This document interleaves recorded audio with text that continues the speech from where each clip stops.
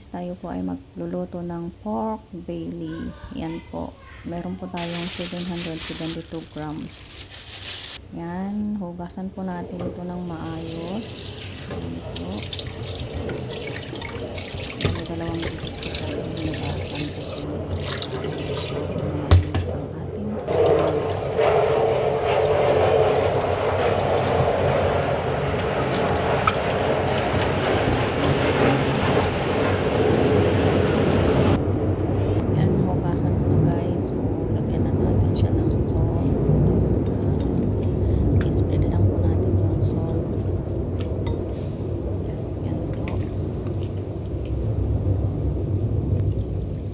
sa likod din po sa skin niya para mas masarap.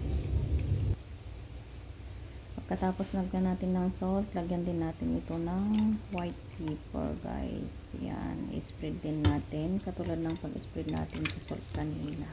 Yan po. Ang gagawin po natin pala guys dito sa pork belly is lechon baboy. Yan. Yan, lagay na natin sa air fryer.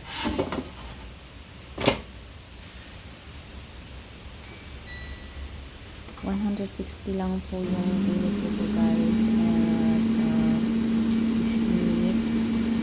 50 minutes natin siya i-load. Nasa 165 po yung init guys para maluto ng maayos ng kanilang baboy.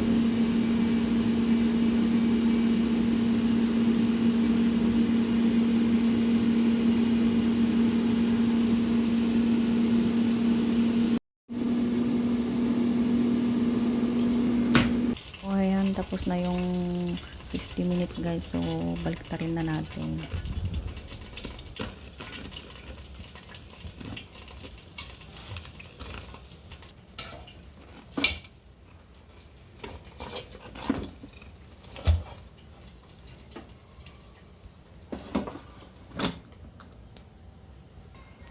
Ayan guys, so ang ilagay lang natin dito ngayon ay 20 minutes kasi totally luto na siya, pero ito toasted lang natin para magiging crispy siya.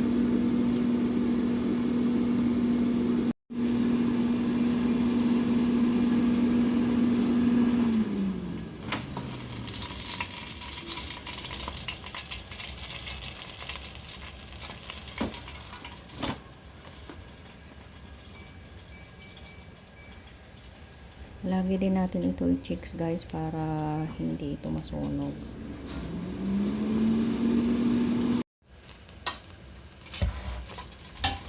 Yung magkabilang side naman para toasted.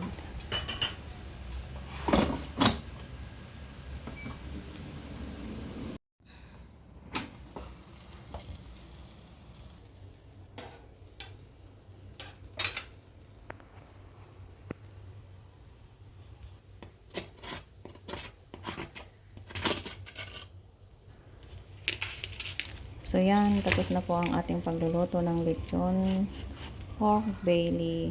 So yan, napaka malutong po ang kanyang skin.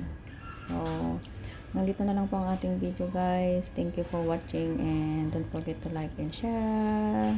Bye! See you for the next video and God bless to everyone.